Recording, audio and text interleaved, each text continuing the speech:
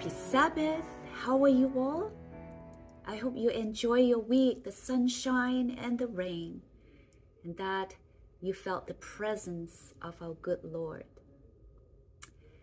Tonight, I pray that the Lord will continue to bless you and keep you, and that His face will shine upon you and give you peace. And may His love be felt by you continually, and His protective arms surrounds you. Last week, we talked about the beautiful green world prior to the flood. It was so lush and so plentiful that we modern people can hardly imagine. Let me explain. Do you know that nowadays we have coal, right? C-O-A-L, coal. And we know that there's a lot of them at the base of the Appalachian Mountain, and there are other places too in the United States. And we understand that coal is formed by dead plant material being sandwiched between sediments layers. And do you know that currently in the United States alone, there are over hundreds of billion tons of coal reserves? Where did it all come from? The creationist scientists said it all came from the pre-flood world. That's a lot. Just to show you what it means. You know, today if we add all the vegetation on Earth together, we would only produce just a fraction of the existing coal reserves. Can you imagine? This really shows us that the pre-flood world was something beyond our wildest imagination. We know that the flood was a reality because there are many flood stories being told throughout the world, although there are many versions of it. The most famous version is from the ancient Mesopotamia. We call it the Gilgamesh epic. There are also other versions from different cultures like the Aztec, the Greeks, Hindu, Buddhist, even the Chinese, the Norse, Aborigines, and Indian tribe, the Ojibwe and the Chippewa tribe. I don't know whether I pronounced it correct. Why are there so many versions of the flood? Well, scholars speculate that before Moses wrote the Genesis, the story of the flood was circulated by word of mouth, generation after generation, for many centuries. As a story being told over and over again, through long centuries in families and community gatherings, transformation occurred. And you know how that goes. Story become exaggerated and gradually changed to shape the culture and worldview of their audience. Well, just like the Disney adaptation of the story of Arabian Nights to Aladdin, and also the myths of classical Greece to the wonder book for modern audience. No wonder God Himself had to tell Moses what really happened in Genesis time. He told Moses on Mount Sinai so that he could write this history down for the posterity. So tonight, we're going to talk about the true account of the flood, the one recorded in Genesis, written by Moses. Let me read from verse 1 to verse 6. Then the Lord said to Noah, "Come into the ark, you and all your household, because I have seen that you are righteous before me in this generation. You shall take with you 7 pairs of every clean animal, a male and his female, 2 pairs of animals that are unclean, a male and his female. Also 7 pairs of birds of the air, male and female, to keep the species alive on the face of the earth. For after 7 more days, I will cause it to rain on the earth 40 days and 40 nights, and I will destroy from the face of the earth all living things that I have made.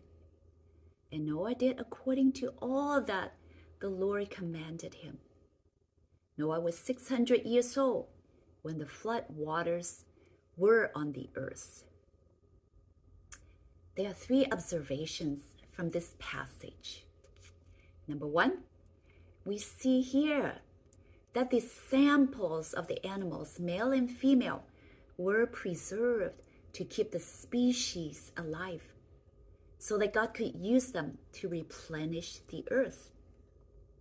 Second observation, the specific mentioning of the clean animals also suggests that the people already knew what animals were clean and unclean, even before Moses wrote the book of Leviticus.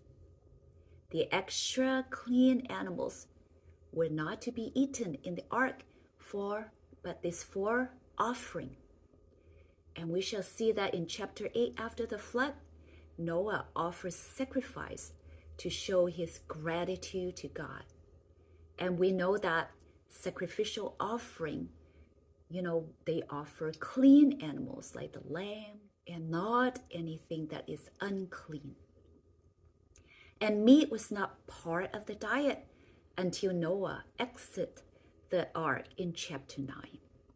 We observe that the Bible didn't mention what kind of food Noah and his family and the animals were to eat while they were inside the ark. Some scholars, even Ellen White, deduced that they were probably storage of seeds, fruits, and grains in the ark. The Bible did not mention about any killing of animals in the ark for food. Third observation, scholars observe the chapter about flood is an account of recreation on earth. The story is full of parallels to the story of creation in Genesis chapter 1. Let me show you. About the deep water, we see it in the creation account in chapter 1 verse 2, and the recreation in chapter 7 verse 11. It has mentioned the Spirit, the wind of God in both creation account and the recreation account. It's mentioned dry ground in both accounts, creation account and the recreation account. And about the land bring forth vegetation in both accounts. About the land bring forth living creatures in both accounts, creation and recreation. About signs and seasons, days and years in both accounts.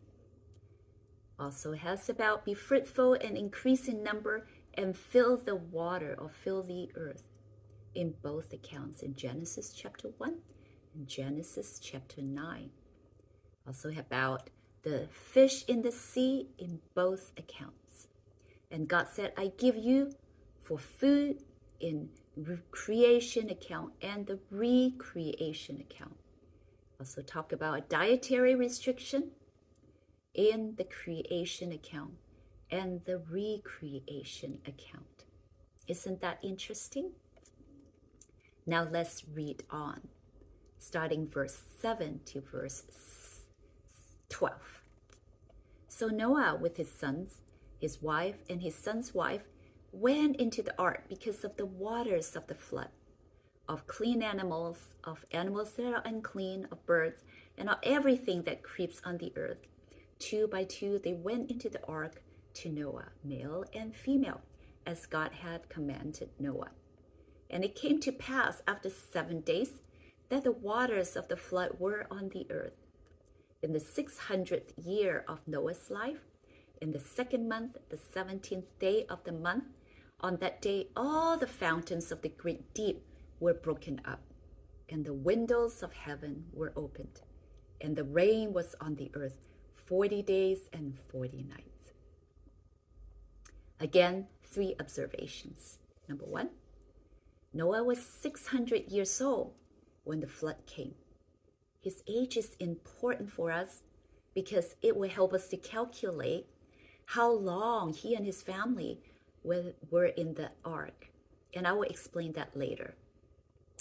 Second observation, Noah and his family and the animals were in the ark for 7 days before the rain came, according to verse 10.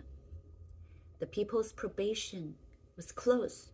For centuries, God had been merciful to them and had been pleading them through Noah to abandon their evil ways. But they did not listen. Third observation, the passage said 2 by 2 of the animals, creeping things, and birds went into the ark. So that's very interesting. So what made the animals walking obedient into the ark? Let me read to you the description, explanation from the book Patriarchs and Prophets. Suddenly, a silence fell upon the mocking throng. Beasts of every description, the fiercest as well as the most gentle, were seen coming from mountain and forest and quietly making their way toward the ark. A noise as of rushing wind was heard. That means so quiet. And lo, birds were flocking from all directions, their numbers darkening the heavens. And in perfect order, they passed to the ark. Animals obeyed the command of God, while men were disobedient. Guided by holy angels, they went in 2 and 2, or pair by pair, unto Noah into the ark, and the clean beasts by 7s. We see that the animals were obedient to God's command. The angels were guiding them to the ark, while human beings jest and mock, and they disobey God. Now let's read, starting from verse 13 to 16. On the very same day, Noah and Noah's son Shem, Ham, and Japheth, and Noah's wife, and the 3 wives of his sons with them, and to enter the ark. They and every beast after its kind, all cattle after their kind, every creeping thing that creeps on the earth after its kind, and every bird after its kind, every bird of every sort. And they went into the ark to Noah 2 by 2, of all flesh in which is the breath of life. So those that enter, male and female of all flesh, went in as God had commanded him, and the Lord shut him in. More observations from this passage. After the beasts of the field and the bird of the air and Noah and his family had entered the ark, the Lord sent his angel to shut the door, according to verse 16. The Lord shut him in. Let me give you a description of the angel shutting the door of the ark from the book again, the Patriarchs and Prophets.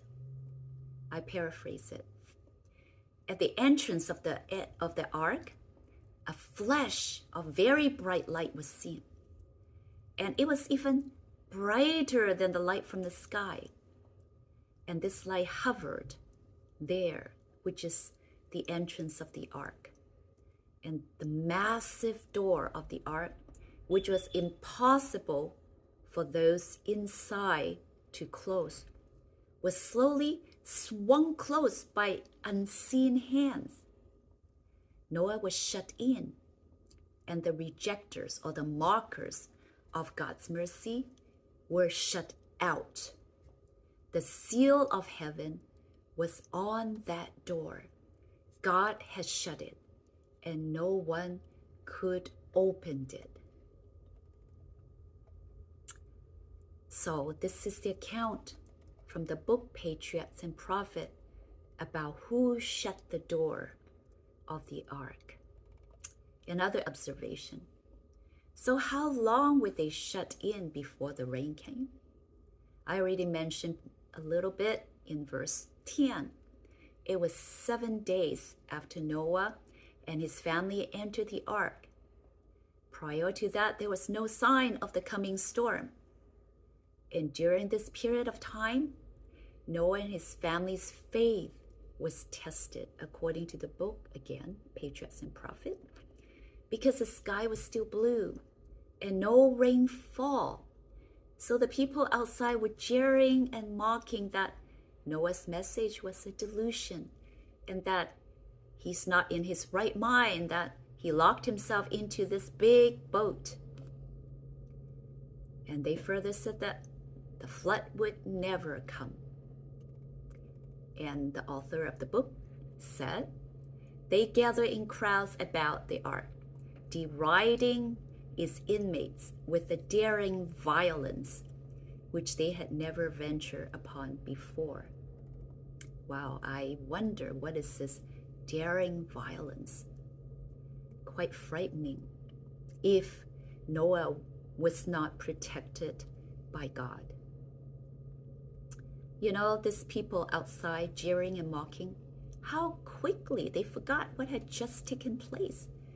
They had just witnessed the animals on their own accord, pair by pair, enter the ark. And they have seen the flashing of light, the angel of God closing the door. See, their hearts were hardened. They forget. And nothing from God would ever impress upon them anymore.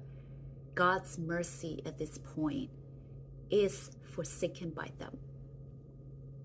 And so lo and behold, on the 8th day, a dark clouds covered the sky.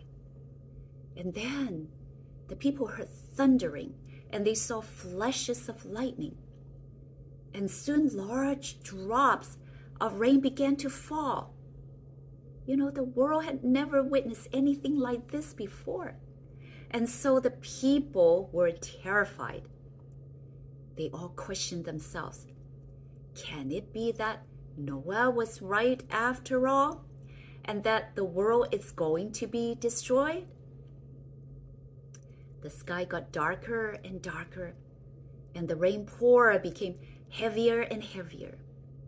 Even the animals that were roaming about were roaring and crying out in terror. And then what happened? Let me go back to verse 11. On that day, as predicted, all the fountains of the great deep burst forth, and the windows of heavens were opened. Let me read to you how Ellen White described the flood. She said, water appeared to come from clouds in mighty cataracts, like mighty water rushing down. Rivers broke away from their boundaries and overflowed the valleys. Jets of water burst from the earth with indescribable force, throwing massive rocks hundreds of feet into the air. And these, in falling, bury themselves deep in the ground. Frightening scene, isn't it? The scientists and scholars also explain the effect. They said the hot magma mixed with steam pierced the earth's crust like volcanic eruption. Giant rifts or tears ran thousands of miles across the planet. Scalding hot magma vaporized massive amount of water that jetted into the atmosphere. And then the water fell back to earth as intense global rain, along with torrential rain from heaven for 40 days. The biggest tsunamis swept away lands, houses, and living things, many times of the ones in Japan and Thailand. Today, are there any evidence of the flood occurrence? Yes, there are evidence to the proof of this catastrophe.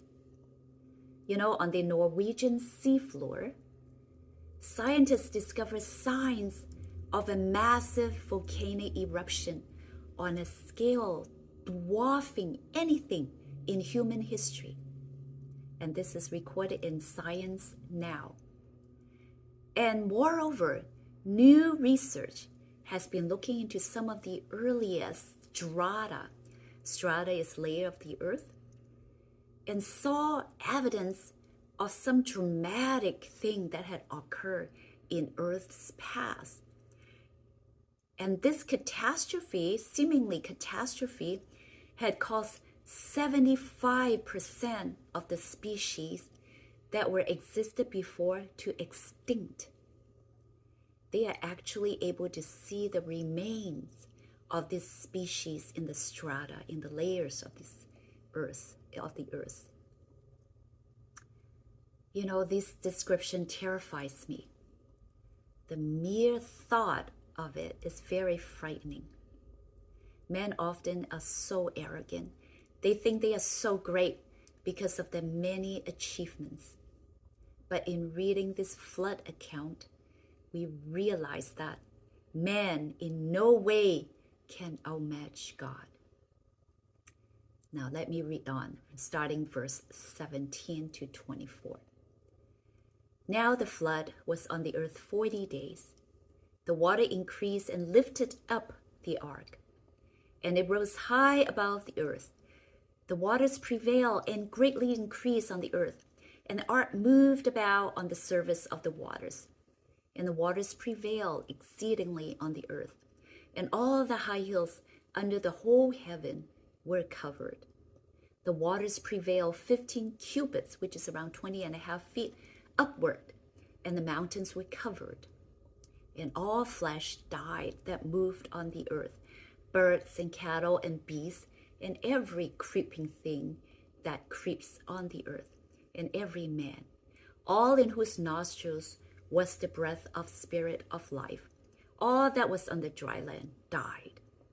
So he destroyed all living things which were on the face of the ground, both men and cattle, creeping thing and bird of the air. They were destroyed from the earth. Only Noah and those who were with him in the ark remained alive.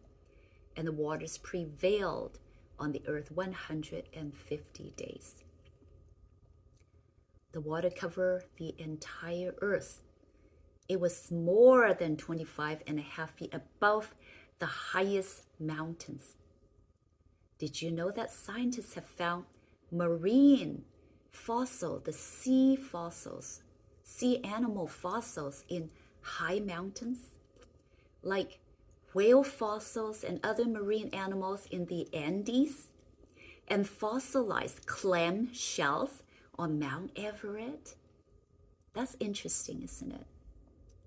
And also, did you notice 4 of the 5 categories of animal life mentioned in Genesis chapter 1 were preserved in the ark, representatives of every beast, all the cattle, every creeping thing that creepeth on the earth, every fowl, meaning the birds. But the 5th category, sea creatures, were not included in the list of animals that entered the ark because they could remain alive outside the ark. Furthermore, the verses I just read indicates only birds and dry ground animals outside the ark were killed by the flood. That means fish survived. But I'm sure many died because of the violent thrusting force of the tsunamis. Christian scientists are quite sure that the flood did not immediately destroy every living thing. There were discoveries come from studying the strata. Strata is the layers of the earth, and show them that some animals ran or fly to higher grounds, like birds or flying reptiles. They perhaps died later. Even Ellen White's writings seem to agree with that theory. She said that some parents tied their children to fast-running animals so they could get to the higher ground to escape the flood. More observation. Although this chapter seems to suggest the rainfall lasts 40 days and 40 nights, and the flood waters was on earth for 150 days. But if you read on until chapter 8, Noah did not come out of the ark until 371 days later. The passages use the year, month, and day based on Noah's age. Let me show you. In Genesis chapter 7, verse 11, all the way until chapter 8, verse 19, there are 5 dates. The first instance at 7, verse 11, marks when the rain began. And then 5 months later, the ark rested on Ararat. 2.5 months later, the mountains were seen. This is in chapter 8, verse 5. And then after another 3 months, Noah removed the covering of the ark. And then finally, Noah and his family and the animals went out of the ark 57 days later. And this is in chapter 8, verse 14 to 19. You know, the days between each date, assuming 30-day months, as the narrator appear to do. So there are 150 days plus 74 plus 90 plus 57. So a total up to 371 days.